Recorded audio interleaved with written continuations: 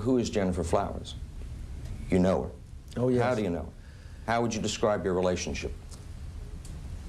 Very limited, but until this, you know, friendly, but limited. I met her in the late 70s when I was Attorney General.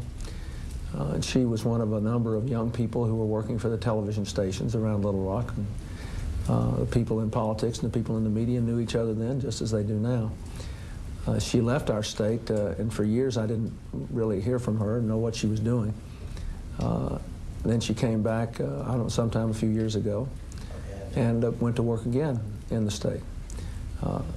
So that's who she is. Was she a friend, an acquaintance? Does your wife know her? Oh, yes. Sure. She was an acquaintance, I would say a friendly acquaintance.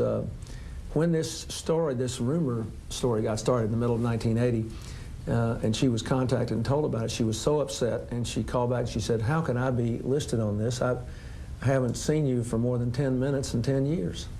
She would call from time to time when she was upset or thought she was really being hurt by the rumors. And I would call her back. Either she would call the office, or I'd call her back there at the office, or I'd call her back at the house. And Hillary knew when I was calling her back. I think once I called her when we were together. And so there's nothing out of the ordinary there.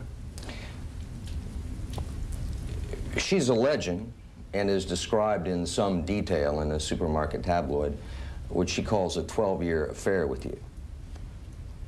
That allegation is false.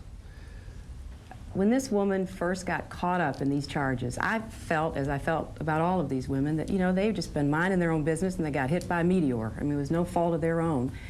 We reached out to them. I met with 2 of them to reassure them they were friends of ours. I felt terrible about what was happening to them.